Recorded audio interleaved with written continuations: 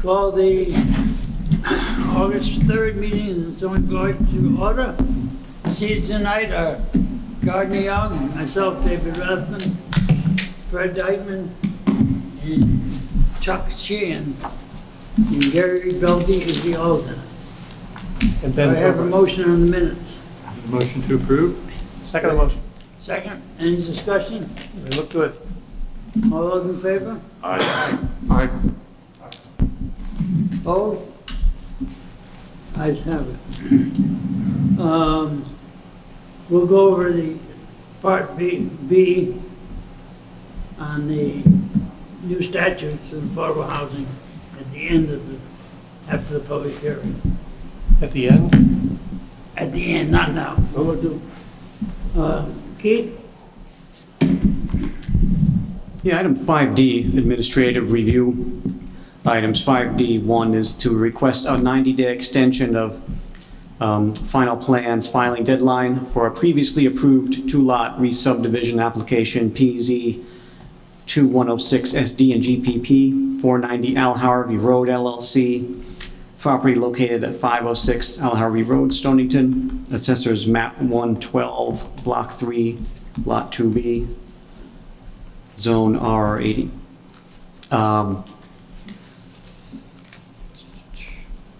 Yeah, this was a previously approved subdivision, approved a few months ago here. They're just looking for the extra 90 days to file the final plans, as allowed per state statutes. Do I hear a motion? Motion to approve? Second. All those in favor? Aye. Opposed? Ayes have it. And the next item would be the public hearing for 44 Williams Ave. Okay. Pursuant to the general statutes of the state of Connecticut, revision of 1958 and all amendments thereto, and pursuant to the zoning regulations for the town of Stonington, Connecticut, the Planning and Zoning Commission hereby gives notice that it will hold a public hearing at the Stonington Board of Education District Office, 40 Field Street, Pawcatuck, Connecticut, on Tuesday, August 3rd, 2021 at 7 p.m. on the following application. PZ 2117 SUP AAA Trust LLC, Candace Jordius, special use permit application for the renovation of the first floor of an existing building, addition of a single-story first floor covered porch, and second-story rooftop deck located on a portion of the first floor roof, for a change of use from retail to a 3-room hotel.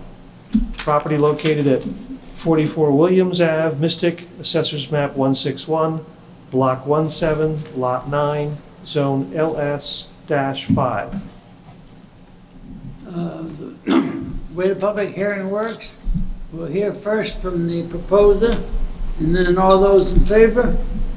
Then we'll hear from anyone that's opposed to the application.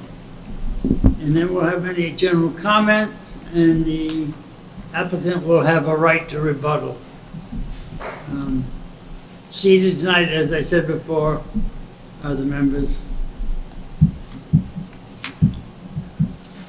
Sergio, go ahead.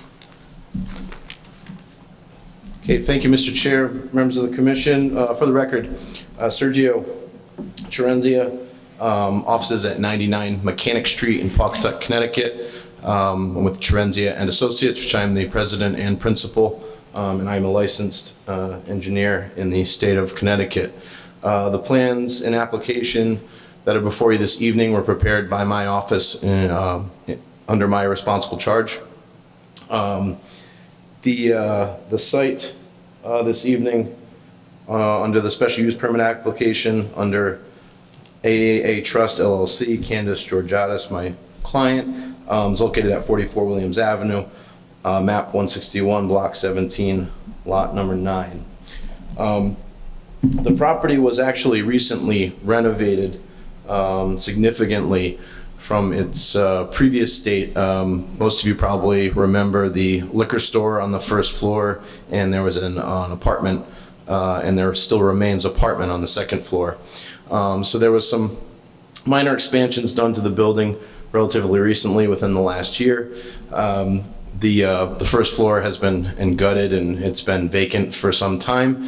And my client is before you this evening for an application for a 3-room hotel to fill that space.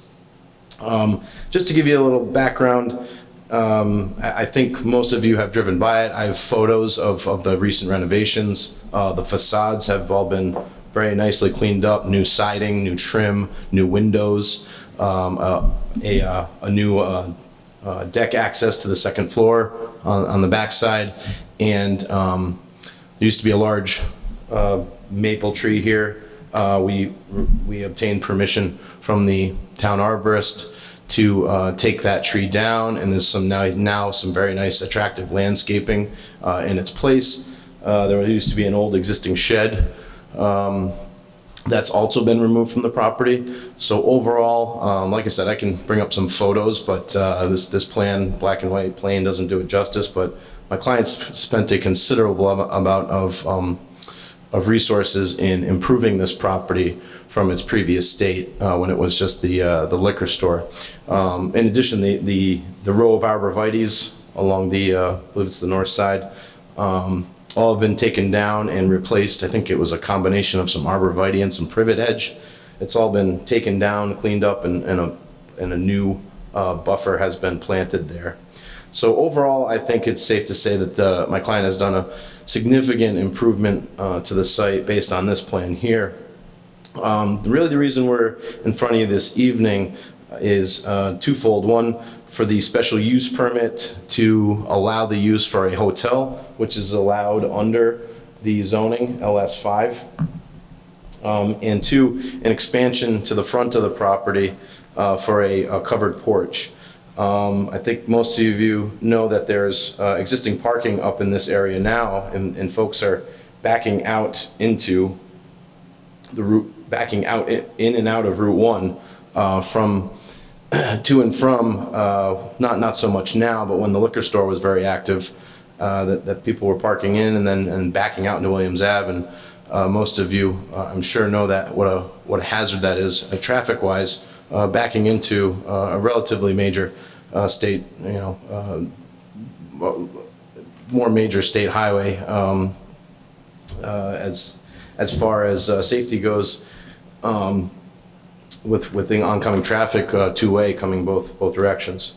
So the covered porch will extend out to just in front of the allowable setback. Setback from the front is 10 feet.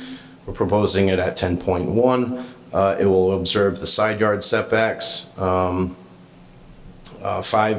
feet on the northerly side, and I believe it's another 10 feet to the southerly side, another side yard. But this whole addition is going to be within zoning conformance, and it meets all the FAR requirements as well.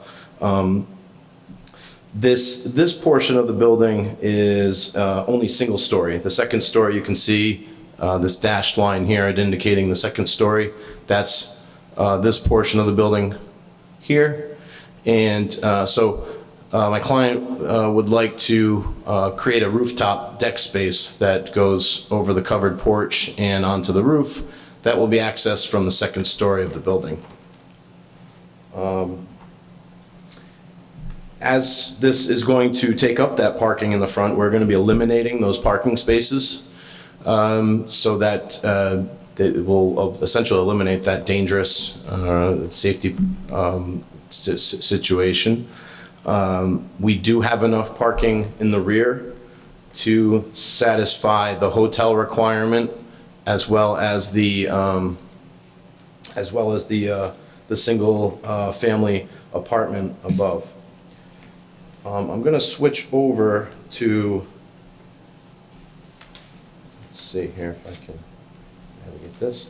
Switch over to the architectural elevations, give you a little bit better, give you some more better pretty pictures to look at instead of my boring plans. So the first floor, the main floor is going to be renovated into three hotel rooms. There'll be a lobby as you walk in, and then 3 rooms, 1, 2, and 3, single-bed suites with obviously bath amenities, I believe, yeah, there'll be, let's see here. I'm not sure if they're going to have any kitchenettes. I think they're relatively simple, single rooms. As you can see from the aerial photo or the plan view, there'll be the second-story rooftop deck, which is accessed from the second floor only, and then the covered porch in the front. This view from Route 1, you'll see that there'll be a attractive, railing to protect the folks in there, and then there'll be some landscaping and a sidewalk that runs along the front. The plans that you have in front of you this evening, we did not update them. The town planner, Keith, made a comment that he wanted to see landscaping and a sidewalk along the front. So I'm going to go back to that plan.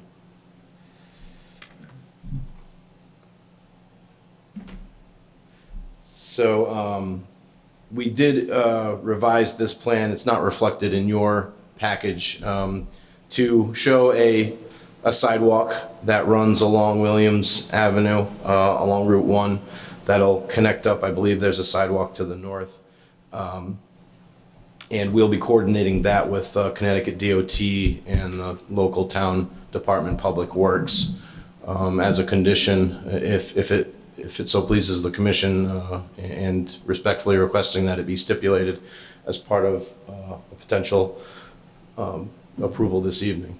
A question for you, sir. Sure, go ahead. Access to the hotel is only from the front, That's correct. so your guests are coming around the building from the parking area, is that correct? Yeah, that would be correct, yep. And access to the second deck is only for the apartments? Only for the apartments, correct. A single apartment, second-story apartment would benefit from that deck, from the rooftop deck. The patrons of the hotel would be able to use the covered porch below. Thank you. So we would gladly stipulate that there be a sidewalk installed along Williams Avenue, backed up with some attractive landscaping in front of the covered porch. And we feel that this will be a drastic improvement over the existing parking that's there. Once again, rectifying that, the safety situation with cars backing out, but also making an attractive and an inviting landscape for people walking. This is in close proximity to the train station. We would anticipate that some people may not even need parking, but it's accommodated, and that this could be a very walkable location, as into downtown Mystic. Is there a sidewalk on the other side? On which side? I'm sorry. Hatch Street? On Hatch Street? No, there's no. Right now, it's paved with 2 parking spaces. So there's just on-street parking, which we don't. In other words, you have to walk out from the street, Correct. from the parking lot to get to the hotel? That would be correct. Yep. You'd have to go off property and walk in what is a paved right of way right now. Historically, this was all paved even up to the front. So it's a space that has parking right now, and people would have to walk, in between cars to get into the front.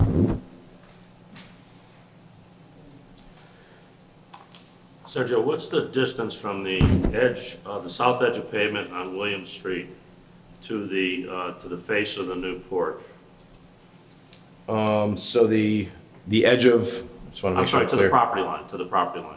From the property line to the porch, Where the sidewalk would be installed, how much of a tree belt would there actually be? 10 feet. So, okay. There'd be 10 feet of landscaping there. Yeah. I do have a plan that shows some landscaping, but I didn't want to present new information this evening unless the board so chooses to see it. I could bring that landscape plan up, what we've been contemplating for that. That would have to be administratively approved. This is all new to me. I mean, I poured over these plans over the weekend, so all what you're presenting is new. The porch, the elevations of the porch, that's all new. So, yeah, anything you have, I think would be worth seeing Okay.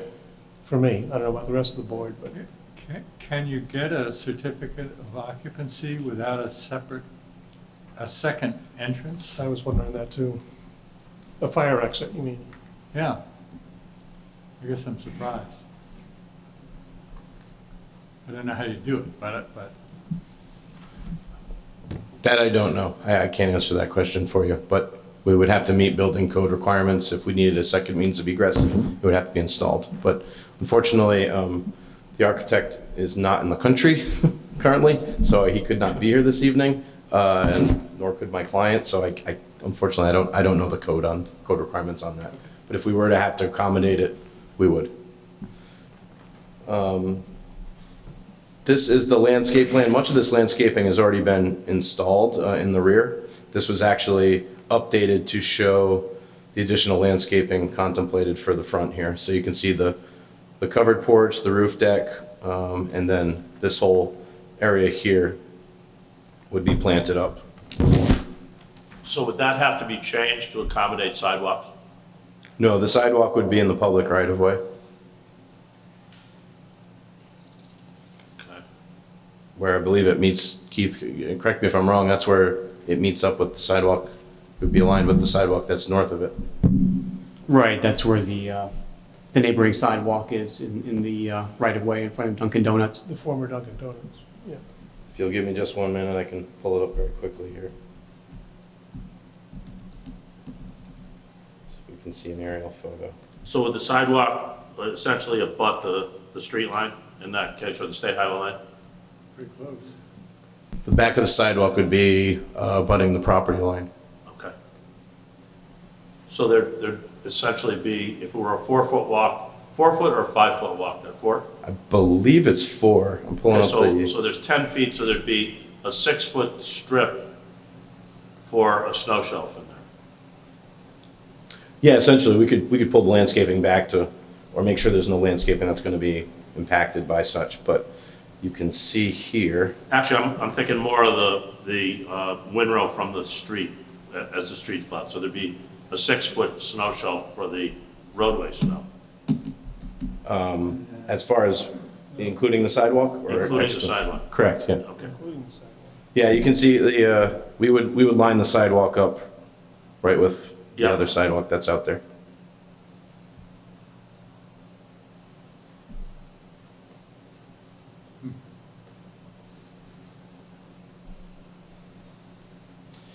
Almost looks like the curbs don't line up there. Well, It's just been a sea of very pavement, easy. so It's all blacktop. Yeah. it's just been all blacktop, and historically there's been parking there. If I go to a Google Street View, you'd probably see cars parked there. Just a few other items to note as part of our application. We are within a flood hazard zone. We're with a base flood elevation of 11 feet. The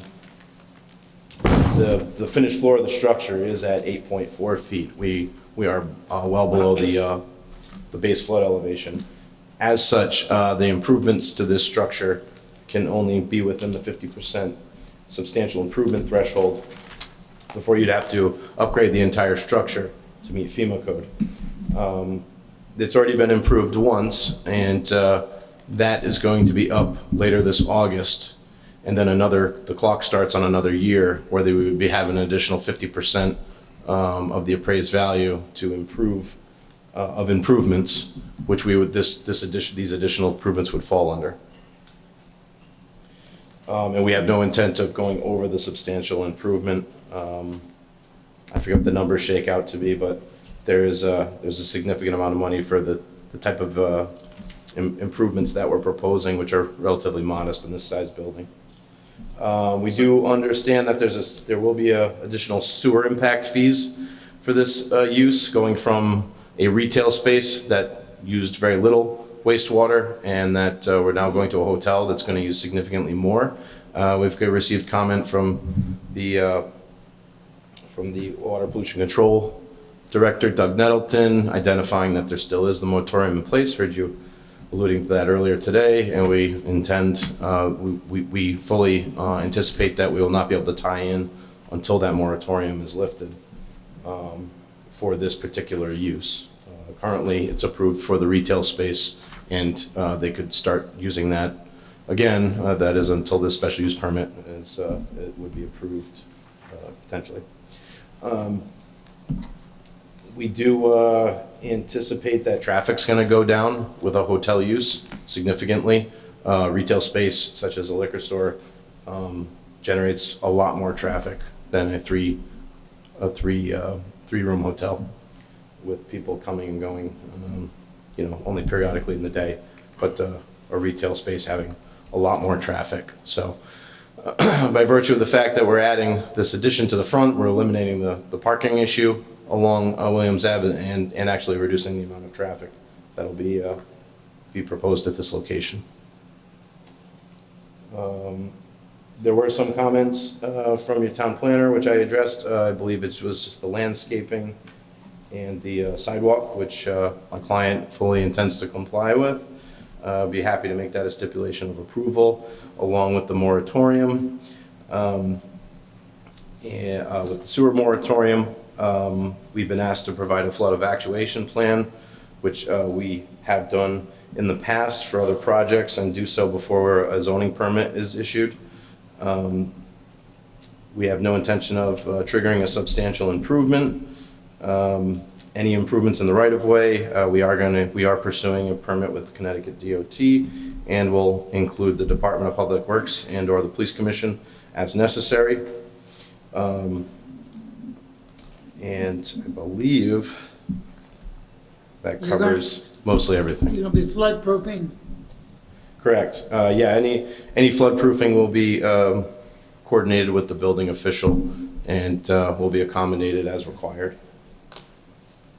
For clarity, Sergio, when you say this August, do you mean August 2021 or August 2022? Or you This- will, The previous substantial improvements were completed, were tied to a building permit from August of 2020. That year will be up August 21st, 2021. now? Now, Okay. 2021, correct. So, but you don't intend to go over that 50%, or this allows you, if you don't do any work? Allows us to go up to that 50% once again. You can do up to 50% Okay. of the value of the structure in a given year, I believe. Of the improved value. I believe so, yes.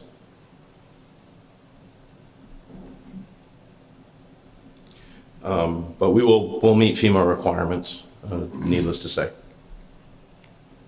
Any other questions at this time? Anyone else like to speak in favor of this application? Is anyone opposed to this application? Any general comments on this application? Nice plan. Wow.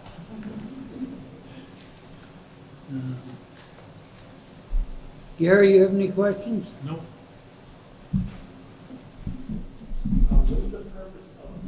Go ahead, you have to go to this mic, please. Director, questions to the chair? I would just like to know what Your the name, purpose. please? My name is Tony, and I just wanted to know what the purpose of the covered porch is. Is it just for the 3 rooms, or is it for something else? If they have any plans.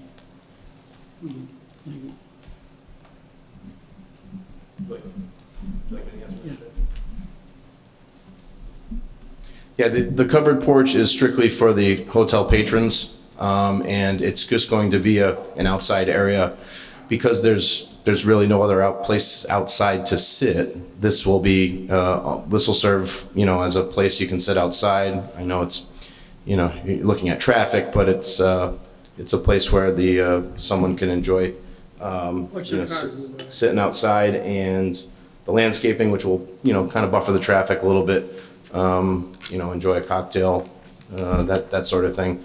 And it's a little more inviting than just seeing a sea of pavement in front of the building. Thank you. Please say your name and address, please. Okay. My name is Kim Wagner, and my parents live behind this property at 7 Hatch Street. My dad has lived there for 78 years, and they didn't want to speak, but I have a question in regard to the covered porch. Would that be serving alcohol from the bar? I mean, would there be a bar at the hotel? I can answer that. And the landscaping, is it going to be trees, or is it just going to be bushes? I mean, coming out of Hatch Street is sometimes very, very difficult. There's a business at the end of the street there that generates a lot of traffic. There's a paint store there that generates traffic. Route 1 generates a ton of traffic. So sometimes coming out of that street is very, very difficult. They also put a mailbox on Hatch Street that says 44 William Street. The front of the building is on William Street. It's not on Hatch Street, but yet they put a mailbox there. So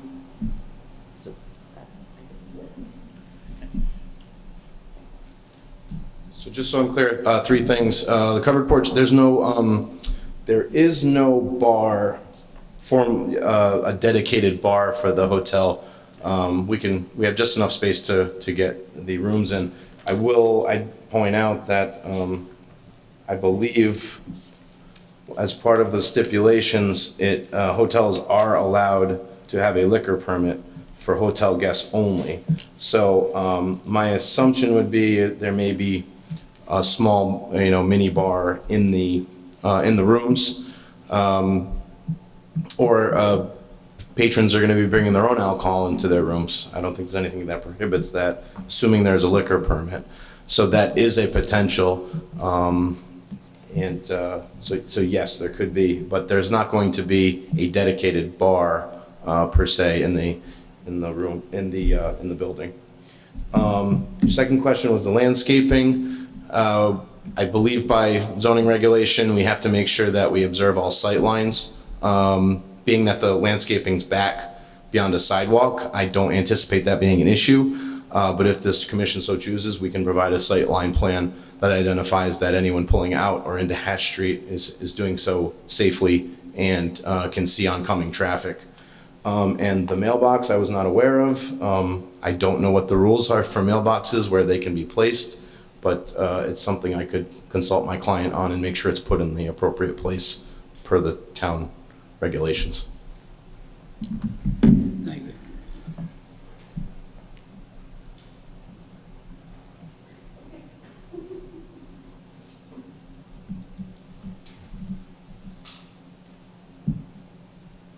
My name is William Wagner. I've lived on the street of Hatch Street for 78 years. 53 of them in the house directly behind this property. The mailbox that my daughter talked about is right on the corner of my property, which is a good 300 feet or more from Route 1. The postmaster said she told them to put it there because she didn't want her mail carriers to get hit by a car on Route 1, even though the funeral parlor is on Route 1, the paint store, and everything else. So, plus all the shrubberies that they're talking about is way out on town property. He's just put in a new curbing, which is almost out in the middle of the road. His property line is almost right at the edge of that building. And his shrubs and all his plantings is a good 10 feet or more out on town property. Yes, he did take down a tree that he got permission from the town. But then he put all his shrubs and everything way out, even beyond where that tree existed. That's the only complaint I have about it. Thank you. Are you referring to Hatch Street? The plantings are on Hatch Street? Say that again? The plantings are on Hatch Street that you're referencing? Yeah. Thank you. Okay.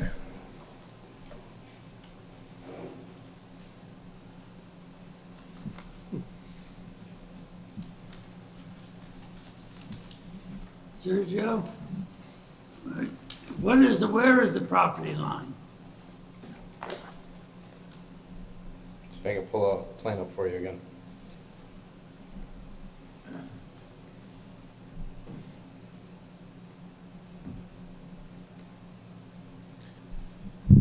The property line runs pretty much just along the edge of the building.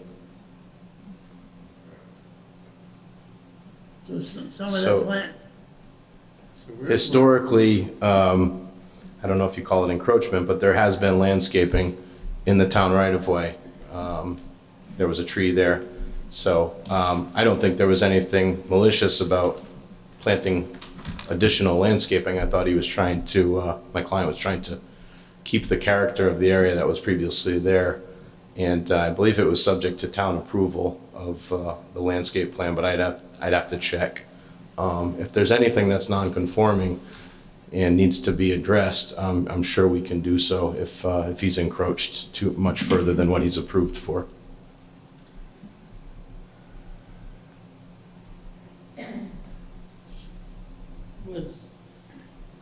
was that approved on our, was it the plan last time we approved it, Keith? I don't know, I'll have to check that. I know DPW has a new stated policy about things like landscaping in the right-of-way where, basically you need their permission to do it now. And the town engineer's comments on this did indicate that, for any work in the right-of-way, it would need DPW's approval, so, DPW may still have, 2 cents to give about whether the landscaping can be in the right-of-way. There was landscaping proposed and I assume was approved in the right-of-way, but I would have to go back and check the approvals. But you can see clearly that there was landscaping that was proposed and installed within the right-of-way. I don't know if it's, I'd have to defer to Keith, but if it's uncommon to have landscaped islands in those areas. But I believe it was approved as such. Can you point out where the edge of the street is here? The edge of the street is this, it's basically where the, Right there. where Okay. the landscaping goes up to, because that's where our driveway ties into. Got it. And there used to be, you can see the remnants of that tree that was, that large tree that was there. We didn't go out, I don't believe the landscaping went out any further than the tree that was there. And now you have to walk in the street rather than walking on the town right of way. That would have to be reflected in, I mean, we would have to as-built the landscaping to see where it actually landed. There are no But, other there sidewalks was- on Hatch okay. Street, are there? That I know No, of. it's just all been, it was, if you No, look right. at it's just a sea of pavement. Oh.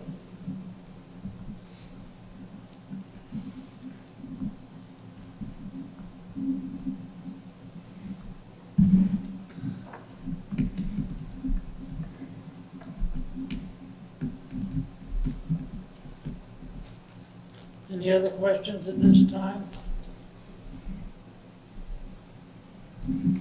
Keith?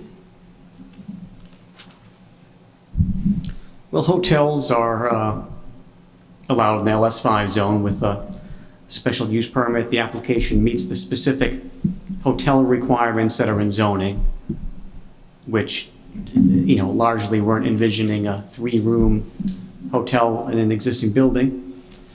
Let's see. Yeah, like was stated, the building would not be flood-proofed, but it would not trigger a substantial improvement by waiting out the year. And the building official would be the ultimate judge of that, who would review all the figures when that time comes.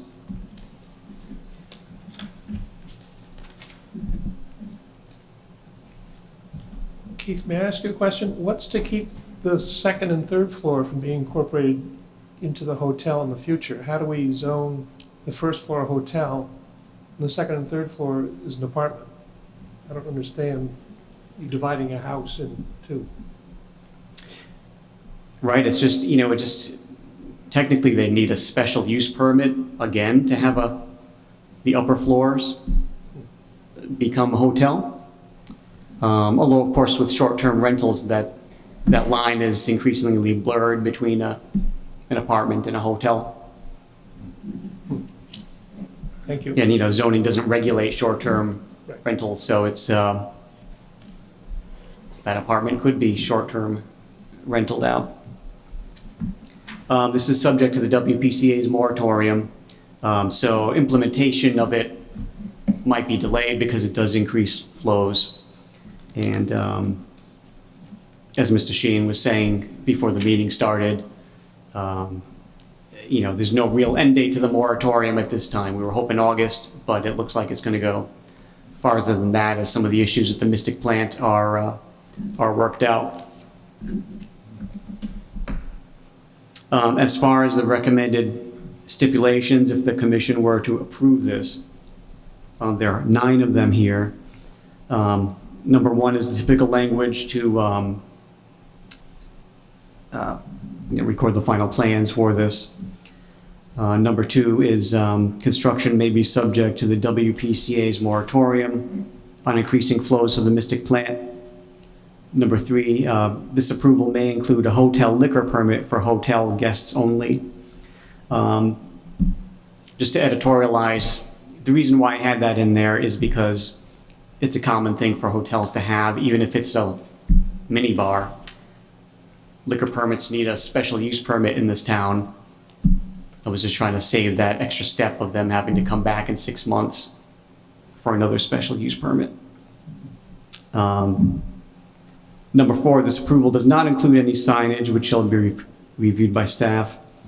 Number 5, the applicant shall provide a flood evacuation plan to the Department of Planning prior to issuance of a zoning permit, which shall be recorded in the town's land evidence records. Number 6, should building renovations trigger substantial improvement, the building shall be flood-proofed in accordance with all relevant flood hazard regulations. Number 7, any improvement to the town's right-of-way shall be subject to approval by the Department of Public Works and/or Police Commission.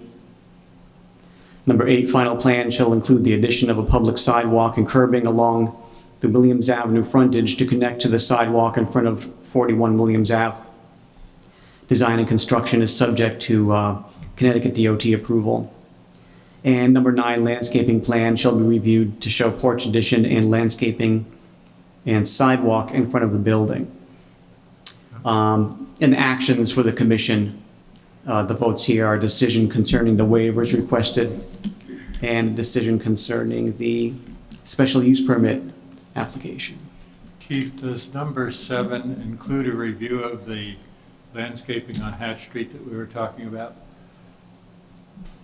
DPW's comments implied that, so We can put that in.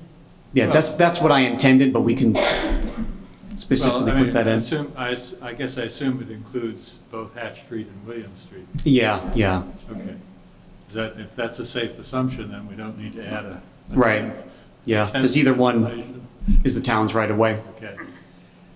The other question that I have for you, because my memory isn't what it should be, we approved a small hotel around the corner on Broadway, 5 rooms, but that was elevated above the flood stage. Flood wasn't a consideration. We also had a long discussion a couple of years back now about a hotel on the Seaport property. And I can't remember whether we approved that or whether it just got put off. It was approved by the It was commission. approved. That's above flood. Both those are new structures. It's a new structure. They're Yeah. new structures. Yeah, but we were still below the floodplain and had to Yeah, do they the had to do- evacuation plan and a couple of other. They had to do Right. everything to comply Yeah. with Mhm. Okay, I just wanted to see if we were being at all consistent. Right, right. And if this were a new building, it would have to be elevated where the first floor is above the base flood Yeah. elevation. Yeah. Okay, thank you. Do I hear a motion to close the public hearing? So moved. Do I hear a Second. second? All those in favor? Aye. Opposed? Ayes have it. Do I hear a motion on this application? Motion to approve the application. Do I hear a second? Discussion. So you're including the 9 stipulations that Keith included? Oh, yes. And also the 8 waivers in the report on page 23 also, right? I'm sorry, the what? The 8 waivers on page 23 Yes, also. yes. Any other discussion? I'm concerned about a building being sliced up into a hotel and keeping it a residence on the other half. I'm just confused how you do that. Meaning, and I'm also concerned about no fire exits on the bedrooms. I think we should put in there, it's gotta be subject. Add a stipulation that the fire Subject. marshal approves of the Subject. layout. Why The egress code is they won't get a building permit without But the why, building official. why can't they present the plans with a thorough set of plans once for Right. us to review? I find these kind of lacking. We get the ones with the sidewalk and the landscaping and the porch today. I don't know when you got them, Keith, but I was poring over this set of plans I received 2 weeks ago, or 4 weeks ago, and it's not there. It's a valid concern. It's just that you're not going to get a building permit with these plans. This is, the whole analysis of egress code for fire purposes Pretty thorough. will be very thorough, and they won't get a building permit if they can't, satisfy the egress code. Should we put off a vote until we see plans that have been approved by the fire marshal? I mean, It isn't the fire marshal, though. It's traditionally the more detailed set of plans that follow a zoning approval. You see a sort of a schematic design like this, and then it moves forward to, the building design development, and then CD construction drawings. And the construction drawings and DD level drawings really get into the type of finite issue. It's a very real concern, though. I mean, you might wanna add that stipulation that Number 10. it'd be subject to an egress code review, even though that happens all the time anyway. Well, if we're compelled to approve or disapprove the application tonight, then that certainly ought to be a stipulation, don't you think? Yeah. Yeah, I think that's a good way to handle the legitimate concern, is to put it in there as a stipulation So we can add that, As number 10. We're trying to avoid getting into double digits here. But yeah, why don't we add that as a stipulation? Well, do you want, Gardner? you want to withdraw your motion and redo it with the 10th stipulation added? Amend it. Amend it, yes. An amendment to the motion to add a 10th stipulation that requires approval of the building official. building official of the access. Ben, I have no problem with apartments up above and hotel down below. It's basically like living above a store. I mean, Yeah, that's true. I mean, Oh, the mixed use? makes you, if we have them all along there. I mean, that's all the rage in New York City. They're 100 stories high, and they have hotels and apartments and condominiums. Yeah, that part should work. Yeah. Any other discussion? All those in favor of the motion? As amended, as amended. As amended. Aye. Aye. Aye. Aye. Aye. Application approved. Thank you very much for your time this evening. Thank you.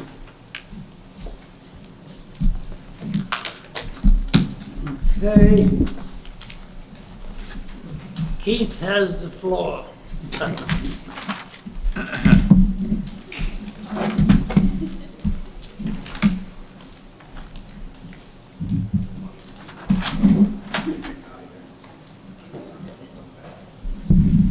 Wait a minute, take a break here. People.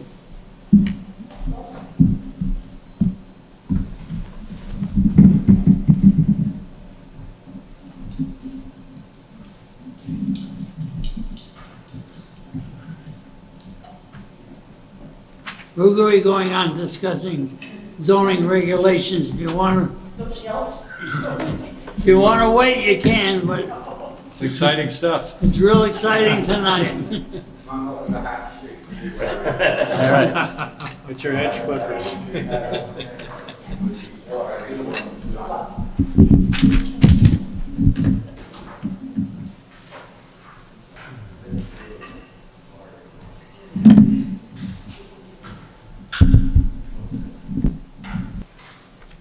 All right, Keith.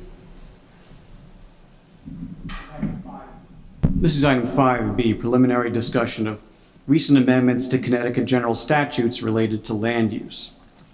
Over the past few months, there have been a lot of changes to state law regarding land use. So I wanted to put together this summary here for the commission, especially because there's some fairly big decisions for the town coming down the road. And none of these require action tonight or anything like that. But the first was the act concerning the Zoning Enabling Act, accessory apartments, training for certain land use officials, municipal affordable housing plans, and a commission on Connecticut's development and future. This is Public Act 2129, and it's sort of like a far-reaching change to the state statutes. The primary goals of it was reducing regulatory barriers to housing affordability and limiting zoning's role in racial and economic segregation. Some of the highlights of the act are accessory apartments, and this is something we sort of, the town got ahead on a few years ago with our new accessory dwelling unit regulations. But with the change of the state statutes, all towns have to allow accessory apartments on any property with a single-family dwelling. The statutes are generally more permissive than the town's regulations. So towns have to either formally amend their zoning regulations to conform to this statute by January 2023, or can opt out of that and decide not to do that by that same date. So we have the option We do have the option. to ignore the state statute? Right. We have the option, but the process is to do that, PZC has to hold a public hearing and pass a supermajority vote to opt out, and then the Board of Selectmen have to do the same. Have to hold a supermajority vote to opt out. So, Excuse me, Keith, what's a supermajority for the Board of Selectmen, all three? it's the same, just 2 out of 3, really, so there's no difference with them. Is that a supermajority? It's a majority and a supermajority. I don't know. Right, just because it's so small. For us, it's 4 out of 5. So you have to do either one by January 2023. If you don't do anything, local zoning is overridden by the state statute, and you have to go with what the towns, or what the state statute has established.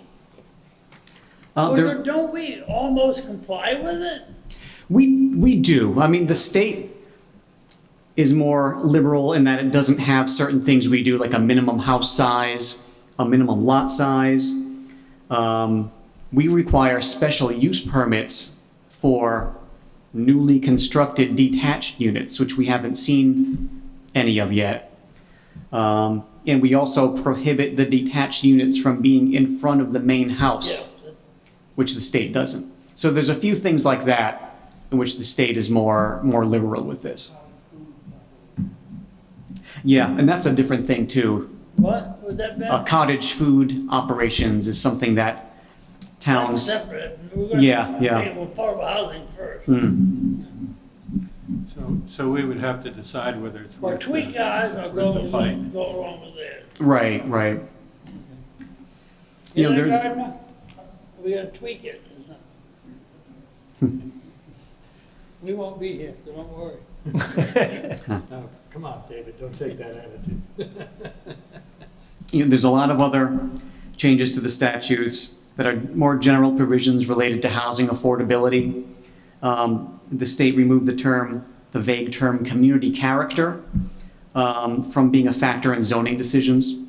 And it's replaced by more specific physical and neighborhood site characteristics, because the term community character is frequently criticized as sort of a cover for exclusionary decisions in the past. In the parking, sounds more liberal than what we do. Yeah. There's something in there On the about, studio. let's see. Yeah, towns can't require more than one parking space for each studio or one-bedroom dwelling unit, or more than two parking spaces for each unit of 2 bedrooms or more. And that's to prevent towns from requiring too much parking as a regulatory burden to get in the way of multifamily housing or affordable housing. But towns can opt out of that limitation also using that same process. So we would have a couple of things to tweak there as well. Right. Right.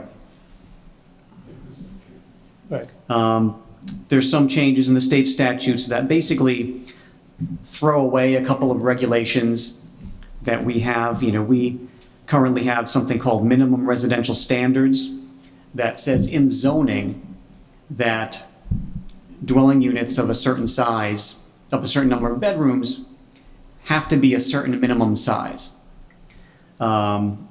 So the state statutes basically says towns can't do that anymore. You just go by the building code and the public health code for how big a dwelling unit needs to be In any zone.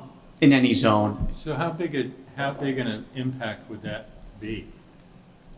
We haven't seen many applications where that really gets in the way. But you know, the building code and the health code really are the place to have the regulations for how big a dwelling unit needs to be. Just because it really is a health and safety thing more. We should have maximum size too. Towns can no longer have a, Keith, would that, if you had to eliminate the minimum size, would you also have to eliminate the maximum size? Yeah. I didn't see anything in there about getting rid of a maximum size. Because, you know, there is always the right for a rich person to come in and build a gigantic mansion. You know, there wouldn't be a cap on that. Housing bigger is more, so you just, you know, if it's to facilitate that, you would think they would have eliminated the maximum too, but they don't, it's silent on maximum. Right. Okay. Thank you. Yeah, towns can no longer have a fixed numerical or percentage cap on multifamily units allowed. So this explicitly makes most of Stonington's growth management section unenforceable. And years ago, we received guidance that was unenforceable anyway from the town attorney, and it's basically been an ignored part of the zoning regulations. The statutes have stronger language about towns' responsibilities to provide for a variety of housing types and places limits on reasons used to deny housing applications. The statutes increase the size of a septic system that's allowable without DEP permitting. And that doesn't exactly come under TZC's purview, but the size of a septic system is frequently a barrier to multifamily housing in areas without public sewers. It strengthens. Would you read that again? I'm sorry. The statutes increase the size of a septic system that's allowable without DEP permitting. Okay. The statutes. That's huge. It is. That is huge. Yeah, that's something that. It's currently a huge obstacle, as you said. Right. Because DEP review of a septic system is a different echelon of engineering entirely, compared to the level of engineering that goes into something that you would submit to Ledgelight. Right, right. You know, the statutes strengthen the current requirement to prepare and adopt an affordable housing plan at least every 5 years. There's some other provisions in there. There's stronger language requiring zoning regulations to protect historic and environmental resources, promote efficient review of applications. It explicitly allows zoning regulations to have incentives for developments, including alternative energy and related features. And towns have to allow cottage food operations in residential zones, which is basically food preparation as a home occupation. And there's training requirements now too. Beginning in 2023, Zoning Board of Appeals and PZC members will have to complete 4 hours of training on relevant subjects, and training guidelines are going to be developed by the state and other organizations. So it's a couple years away, but commission members will have to go for some training. And we talked about the opt-out requirements for certain things there. So this brings us to the next one, which is the Act Concerning Responsible and Equitable Regulation of Adult Use Cannabis. This was a 300-plus page act that, as you know, allows recreational cannabis in Connecticut. Most of the act is about non-land use things, how to get permits and criminal law and things like that. But as far as the land use aspects of it, basically it says, unless it's otherwise provided for by a town through zoning regulations or ordinances, a cannabis establishment shall be zoned as if for any other similar use other than cannabis would be zoned. For example, retail or manufacturing. However, a special use permit or affirmative approval shall be required for any retailers or micro cultivator seeking to be located within a municipality. So that sort of says two things at once, but basically they're saying unless a town acts otherwise, you treat it as a similar use, but you should require a special use permit for it. We can have one store in the whole. That's right. Yeah, there's limits for, you can have one retailer and one micro cultivator. Yeah, I put my farm stand.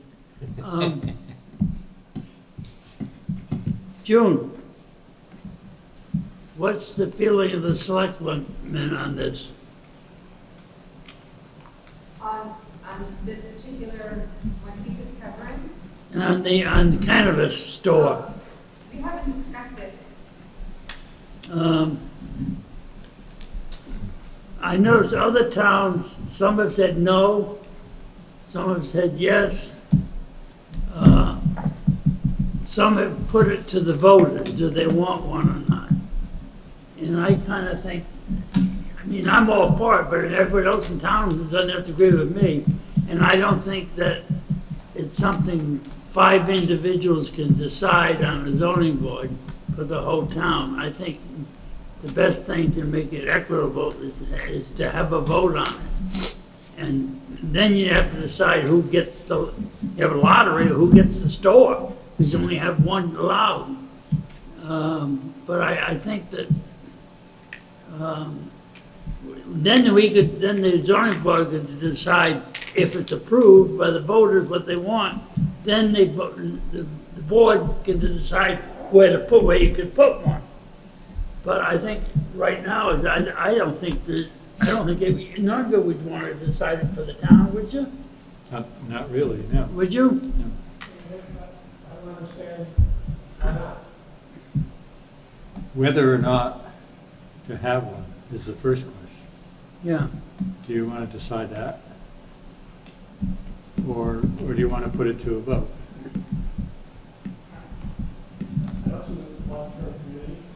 What?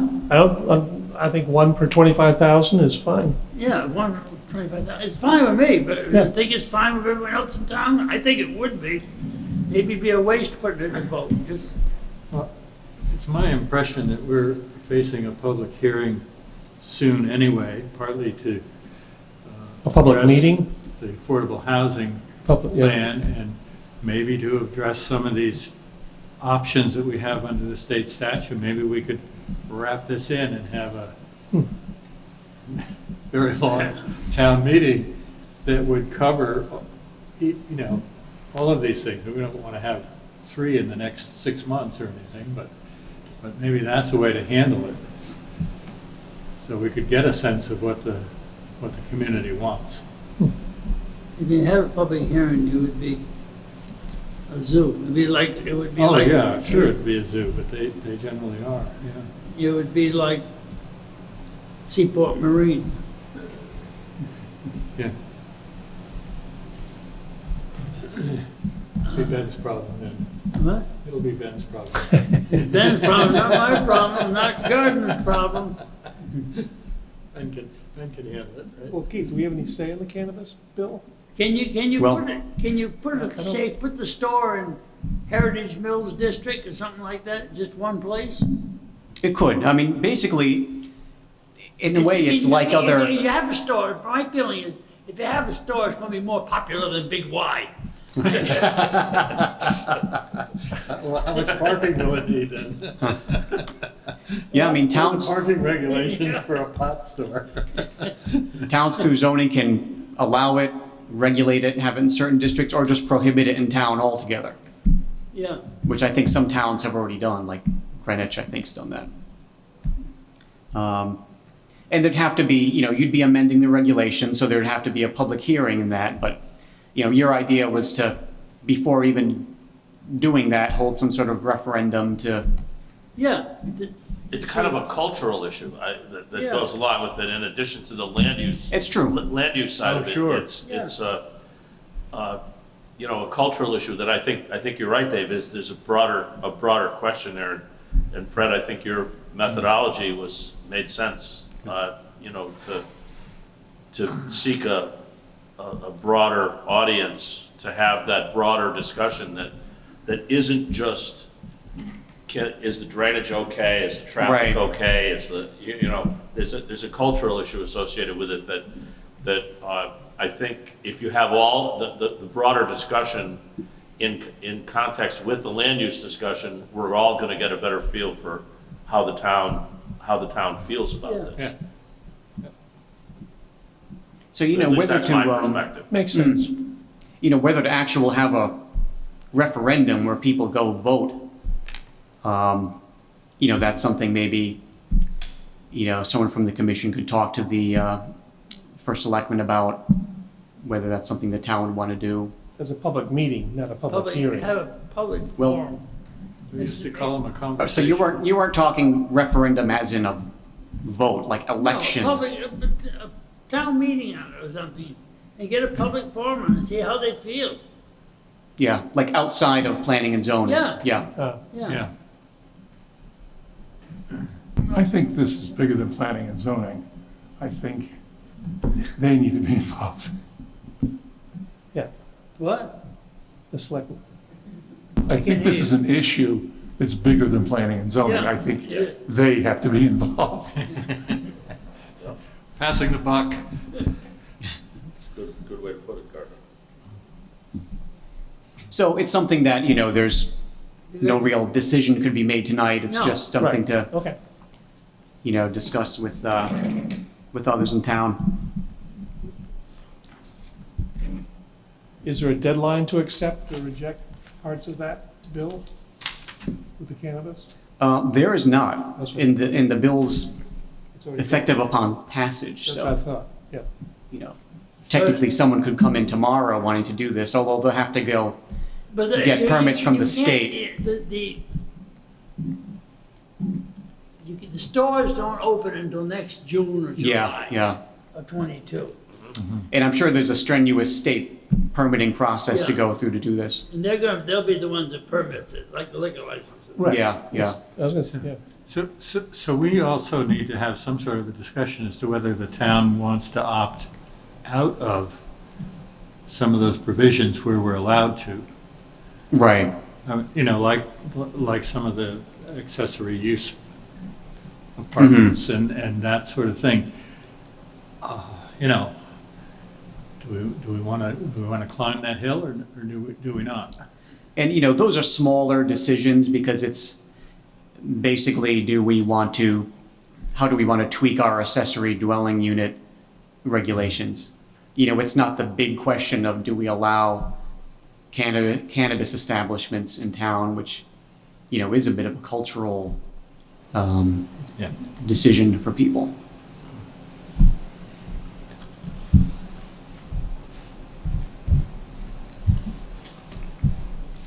You know, the other change to state statutes, which isn't as exciting, is land use approval expiration changes.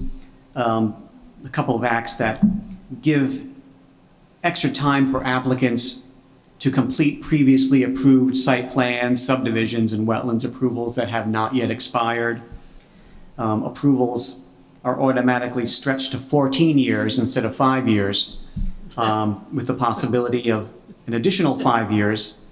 Am So I the all only- applications now that are in effect could That's go for insane. 14 years? Yeah, as long as they haven't already expired.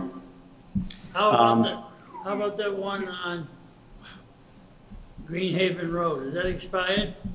That has, you mean the condos there? Huh? The condos? Yeah, No, that has not expired yet. so now that goes for 14 years.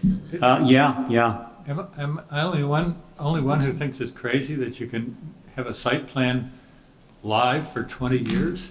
I mean, All the codes are going to change. so much changes over a period of time. All the over fire that period codes. of time that Yeah, the building you don't want to code. be stuck with a 19-year-old site plan. Really, it's Yeah. nuts. I think that's way out of whack. 5 years does go by like that, but yeah, 19 is, Yeah, Maybe so is there it's a any way to, Wonder where some of this stuff came from. yeah, is there any way to object to that? Boy, that's quite a lobbyist. Building lobby. That's already, Very Real strong. estate lobby. That's quite a that's lobby. already approved. We don't have any. right, plans on that one. yeah. That's it. Yeah. I guess you could say no, to go to 19, they'd have to get your permission. For the extra But 5 years. 14 is. To go from Even 14 14 is, it's a 14's long automatic. time. But that's almost tripling it. But yeah, Right, that's right. almost tripling it. Right. Have we got that subdivision on Oakwood Road come in yet? I haven't seen any MyLars on it. Oakwood Road? No, it has not been recorded, so I believe that, Should expire. yeah, I think so. I think it's expired And this statute doesn't provide relief from that. from that. He hasn't been back to it. I think it's over. Which one are you, where is this? Oakwood, Oh, it was a 3-lot subdivision on Oakwood Ave. Where's Oakwood at? Colleen's neighborhood. Oh, Oh, I remember that. And, That was 6 months or so ago. we Yeah, talked. he hasn't Yeah. been in. I haven't seen anything on it. He said, we've given him 2 extensions, so that's it. okay. Okay. Yeah, so it might be back before you as an application again. Well, Well, And then I'll have 14 years. then if we Yeah, approve right. it, they'll have it's 14. been 14 years. I think it's. We're gonna have to get a lot tougher about site plans. Jeez. Okay. The other act, which was approved a few months ago, was just the act concerning outdoor sale of goods and provisions of food and beverage service. This was approved in March. It generally just allows the COVID emergency orders about outdoor dining and retail displays to continue until March of next year. So businesses with outdoor seating that were approved by the zoning official under the emergency order don't need to reapply. Okay. You know, So people we don't can, have to extend it anymore. Right. Because the state did it for State's us. done. right. Well, at the rate we're going, we're gonna need it at least till next March. I know Yeah. In New York today, they said, anyone that comes into a restaurant has to show their vaccination certificate Mhm. for indoor dining. Yeah. So the other issue here is preliminary discussion of adoption of the Stonington Affordable Housing Plan as part of the Plan of Conservation and Development.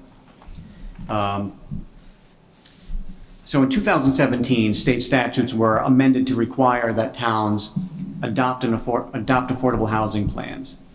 Towns have to adopt them by June 1st, 2022, and are supposed to prepare or amend them every 5 years after that. So last year, the town received a grant from the Department of Housing to develop an affordable housing plan, which we did using the firm Goldman & York, who led that process after holding community conversations, getting input from the public. So the plan looks at the regional local housing market, comes up with recommendations to promote affordable housing in town, and just to work on housing affordability in general, even if it doesn't meet the state's requirement. And, we see this affordable housing plan as also something that can inform the zoning reg rewrite coming up over the next couple of years. So state statutes require a public hearing prior to adoption of the affordable housing plan. Adopting the affordable housing plan as part of the POCD isn't a requirement, but it's basically a good idea to give it more policy weight. It's recommended by the Department of Housing also. So that's basically just the question before you, is getting your go-ahead to put in an application to adopt the affordable housing plan as part of the POCD. And there'd be a public hearing on that in accordance with state statutes. So obviously you're not deciding now whether to approve the thing. I was just looking to get your go-ahead to submit it as an application to update the POCD, get that ball rolling, and hold a public hearing over the next few months. Is there any downside to not going ahead with the application at this point? I mean, I read the application to plan the state today, and there are a couple of things that, sort of questionable, at least in my mind. But if we go ahead and file an application where that's our plan, right? That's what we're going to run with. It is. That's what the public hearing would be held on. The commission could still change things. I guess my question is there any opportunity to change that plan, or just go to a public hearing for a vote up or down? The public hearing would be to get the public's input, but before you vote up or down, you can change the plan. Okay. And I would suggest similar- we go ahead and get similar- started. yeah. June of 2022 is Right. coming up fast. Yeah. Just so I understand the timeline, we would apply to the state for a change, hold the public hearing on what they wanted to see as a change, and then we would adopt what we wanted to do and put that as a referendum. Do I have that right? Yeah. Yeah, basically it's similar to adopting the plan of conservation and development. You'd hold a public hearing on that plan. This is You'd hear from the public, and you can change that plan as you see fit. And then when But it's the all done, application we would go let to the state know, the hey, we did application would go to this. the state first, right? Who's the applicant in that case, Keith? It would be the commission. Who would be making the presentation? Would there be for the audience's sake, if it's a public hearing, would there be a presentation of the plan so that, the commission could hear it as well as the audience, so they could get more background to make comments? Yeah, there'd be a presentation so people know. Would it be the consultant that prepared it, or would it be yourself? It might just be me because, the consultant wasn't, Just say just you. You're Do a great job, Keith. well, meaning it wasn't part of their Yeah, scope of work. gotcha. Could we look into Gotcha. having Dr. Poland come in and do it? Yeah, we can see about it. Did anybody attend any of the workshops that were held about this document When was it actually done? a couple months ago? Yeah, the last meeting was just about a month or two I wish I ago. had. Doc, I have. he's very good. I think he's very thorough. and he does a good presentation, I thought. Yeah. And if we could hire him for not too much money, I think it'd be worthwhile. No, I agree. I mean, that's his forte. is- I Right. looked at the document, it's a substantial document, right? Yeah, Yeah. You know, and I think a presentation for the public would be helpful at the public hearing. I don't want to burden you, I know you're up to your eyeballs with work, but some presentation that captures the scope and breadth of the document, I think. because he walked, Right. he walked through it like 18 minutes, really. I mean, then he. Yeah, yeah. Yeah, And it was his He's good. research that went into this, into the housing market, so Yeah. ideally, yeah, I would want to do that. Yeah, I think. there was a it'd be lot of worth- work associated with that. It'd be Mhm. worthwhile if we could have him do the presentation. Yeah, yeah. Yeah, I'd like to do that. Okay. And you want to tweak some things in it, Fred, you think? Say again? You want to change some of the wordage or paragraphs or? No, I just wanted to know that there was an opportunity to Yeah. change stuff once we got into it. And does the state have to review that once, if we do tweak it? No, we really just have to let them know that we Okay. have approved it. As part of the process, we send it to DEP, just because that's what you do when you amend a POCD, but So the state doesn't have any real standards for the plan itself, they just want us to have one? Is that correct? yeah, Is there's that not, Maybe too blunt, but. the statutes don't have much in the way of, standards as far as what has to be Okay, in there. Because you can tweak it, they want to see you revise it every 5 years anyway. Right, right. Okay, so it is a movable document, a changeable And document. there's not that sort of oversight where Okay. the state will come back and say, Yeah. you're wrong about Yeah. that. Unless your plan says, we want no Yeah. affordable housing in town or something like that. You'll hear pretty quick now. Yeah, as long as it does the basics. Has a question back there. Yes, I would hope that the commission itself looks at that plan and discusses it before it's even presented to the public. I have a real problem with someone who doesn't live in this town, who's done research, all right, but all of a sudden is telling us what to do. I think you, with all your zoning experience, should at least look at it and have a discussion among yourselves, because you have more zoning experience than anybody else in this town. Can we do that? I mean, can we have a discussion among ourselves? Just about like we the did- public? Maybe that's where the presentation should be made, Yeah. to the commission themselves. That's a very good suggestion, actually. Well, I attended that other meeting, and I was at a loss because I didn't have a copy of it. I hadn't read it, so I didn't really know exactly what was going on. And I come here all the time, so how is the public going to be knowledgeable of something that comprehensive? I think it was, 34 pages? And with a lot of zoning changes suggested in there?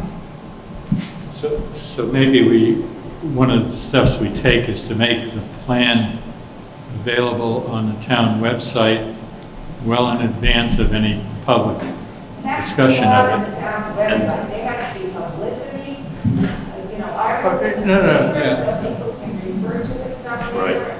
Yeah.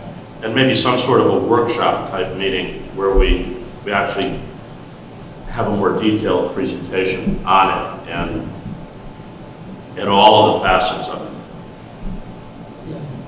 We could do something like that. we do a workshop session. Well, maybe that's a better word, is to have a workshop for the public, for the commission. Yeah. And I think Yeah. workshop format is the way to go. I like that wordage. I also have a question about the new state statutes and how the new state statutes would also fit with this, because I don't think they're separate. I think some of them may apply to the affordable housing plan, so.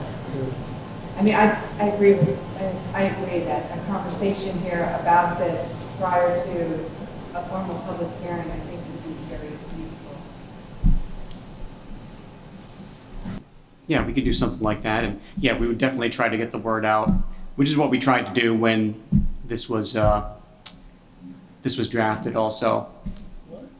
It's what we tried to do when this was drafted also. You know, we had public meetings had on the website. There's an article or two in the paper. Yeah, yeah, there was some newspaper press on it. So we're going to do two steps. We're going to have a public workshop followed at some point by a public meeting.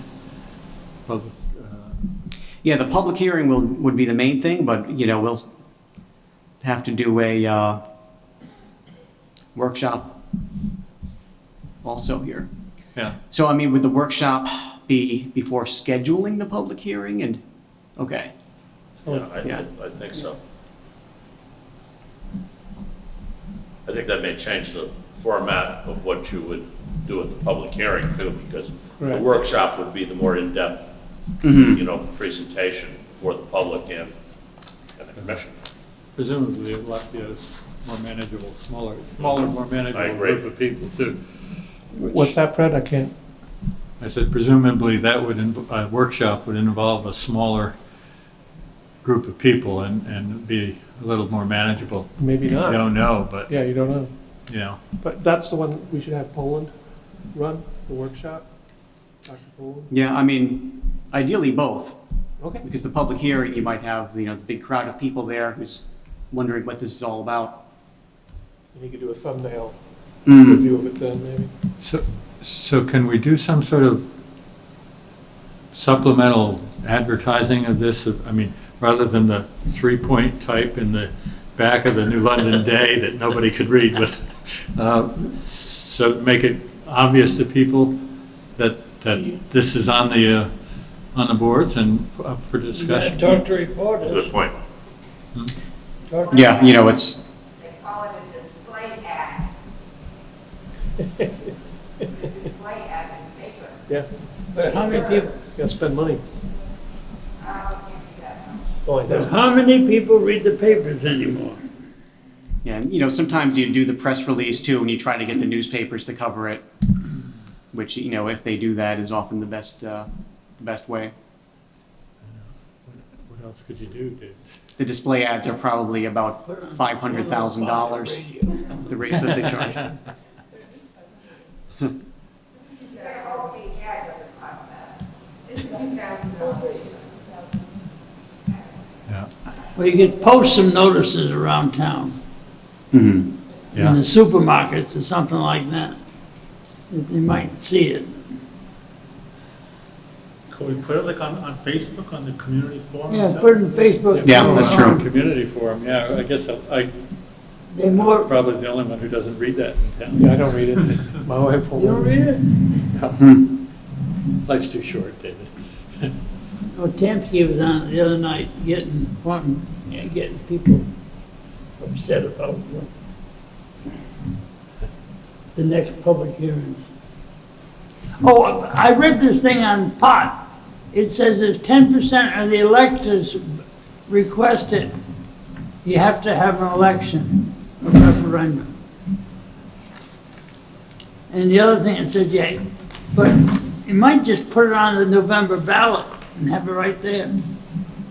Okay, we haven't discussed that, I wrote it down, that we. Yeah, I'll give you this. It tells you, We bring it up in the next meeting. it tells you what to do.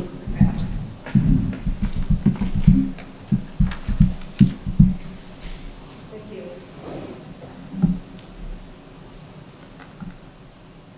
What else, Keith? That's it, really. So yeah, I will, for the next meeting, I will not be submitting the affordable housing plan yet as an amendment to the POCD until we have this workshop.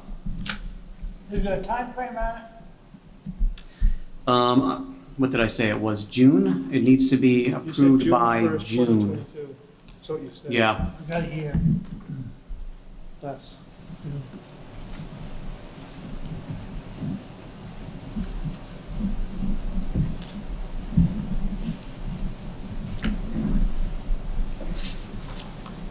And yeah, that's all I had. Anything else? Anyone else have any? I have one question, Chief. I'm missing to put it together, like on the accessory apartments. you had said like Stonington has its rules, the state has its rules, and we can turn those rules down, you know, say we don't want those rules, but how do we get them to match them? Like if half match, half don't match? Yeah, they sort of half match now. Right. About 3 years ago, they didn't match at all because the town's rules on accessory apartments were very strict and they were barely allowed anywhere. So we liberalized them a couple years ago, and now the state sort of changed everything to make it even more allowed in most cases. From So- my experience, accessory apartments are a rarity. They're We've had 20 people since we made the regulation, Yep. 20 have applied. Yeah. Permit. I know we didn't have them in Suffield, No, and we certainly didn't have them in the other towns that I worked. but since we did it, we've had 20 I think it's a good thing. applications, But right? we're closer to this state regulation because we do have the, Right. so it, Won't be that big a deal. instead of creating something new to put into the regulations, we probably have to rewrite ours to be, to become more compatible. Yeah. I think that's what we're talking about here. Yeah, either we rewrite ours to become more compatible, or we opt out and say, hey, we already covered this. Right, exactly.